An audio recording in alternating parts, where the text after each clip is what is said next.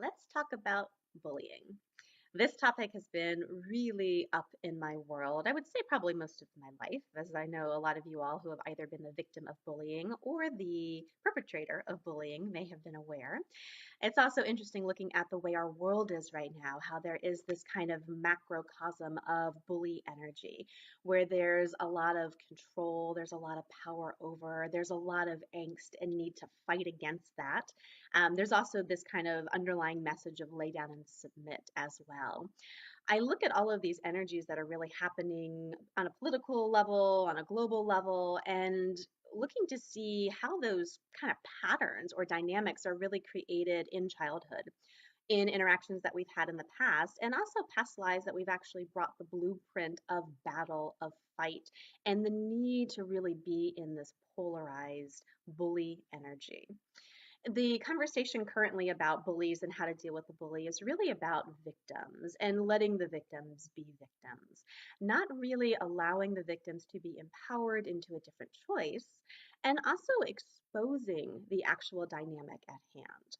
When you look at the bully energy, whether that's happening on a global scale, the energies of bigger things, or happening in your dynamics, your childhood dynamics, your relationship dynamics, the dynamic that you have with yourself, actually looking at where it's been valuable to be the one who's done control over, the one who's given a slippery remark, the one who's bit out at someone or confronted them in a very mean and kind of powerful back down energy kind of way. And also where there's been the opposite, the value of actually laying down and playing the victim, being very dramatic, and whatever that was or whatever that gave you. What I find so often is this current conversation is all about the victims always being victims. What I look at is more at this energetic nuance where in all of our interactions and a lot of our relationships, there's this constant back and forth. How often do you actually play the victim all the time or the victimizer all the time? And how often do you actually volley back and forth between those two extremes? Now, bullying is really thought of, I think, in the most dramatic sense and more of a physical violence kind of way. What I like to look at is more the energetics, where it's not just physical violence, it's actually the mean girls behavior. It's the cool kids club. It's being able to exclude people. It's the slippery remarks that you give people that have them shut up, back down, go away, or just let them know that what they're being right there isn't okay or doesn't fit into your world. There is this energy of unacknowledgement or making someone wrong or judging them. All of those are actually bully energies. So I'd like you to look at that. How often do you choose to be that, choose to gift that to someone, and choose to gift that to yourself as well?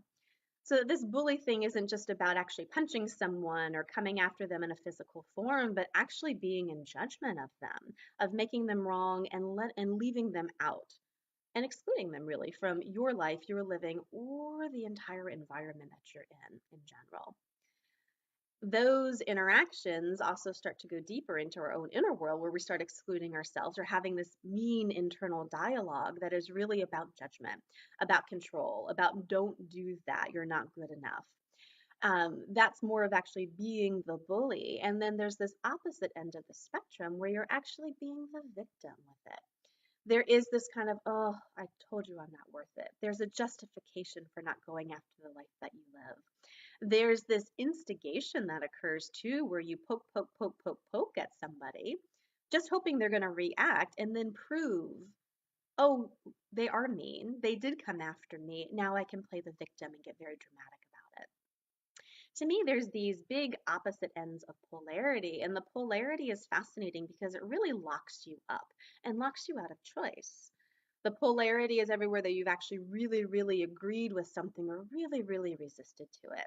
Those two viewpoints have you locked in that viewpoint and unable to shift and change. What I'd like you to do is expand your perspective now and actually look at where you've taken those two very charged and extreme opposites in this dynamic of the bully. Where have you been the one who gives the bully, gives the judgment, does exclusion, does meanness, and maybe violence? And where have you been the other one who actually looks at, I'm never going to be enough? I'm always going to be the victim. It's never going to change. There's a total disempowerment energy. Where have you been both? Where have you been one more than the other? And where do you kind of volley nuanced back and forth in your relationships?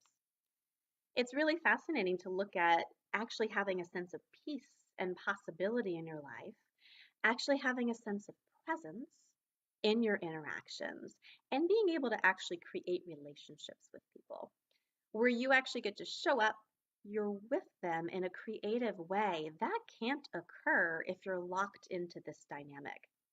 If there's these nuances of judgment, of excluding, including here, volleying back and forth, there's always going to be strife. There's always going to be a battle, and there's always going to be a power struggle, one over the other. Instead of actually coming at it 50-50, where you're both here and willing to create. Where has this bully dynamic been playing out for you very dramatically? What did you learn from childhood where you were the bully or where you received bullying? And where has that been coloring all of your interactions since then? Where do you have a guard up because you're waiting for someone to stab you in the back? Where do you exclude someone from your group because you don't think it's going to make you as close to the people that you're with over here? Where are those slippery anti-conscious statements that pop out of your mouth that are really utilized to build you up by putting other people down? These are all variations on bullying. I have a telecall coming up calling How to Deal with a Bully. And for me, how you deal with a bully is actually about how you deal with yourself and your awareness. Being able to come out of those victim behaviors where you may be instigating it and inviting it and creating it for yourself, and also exposing where you are choosing the opposite end of the energy, where you are choosing a bully energy to other people or to yourself in your own internal dialogue that actually creates other people seeing that and treating you that way. So it's a discovery and exposing these energies, exposing this dynamic, and really getting into the deep nuanced layers. Everywhere that the bullying energy and the fight energy on a global scale is now impacting your microcosm of a life, and how to go about changing it for you and what change that can have peace, possibility, kindness, creative, intimate interactions, and relationship dynamics that could actually ripple out and change the course of the world and the planet. So often we desire kindness. We want a kinder world. We want more of a sense of peace and possibilities in the world.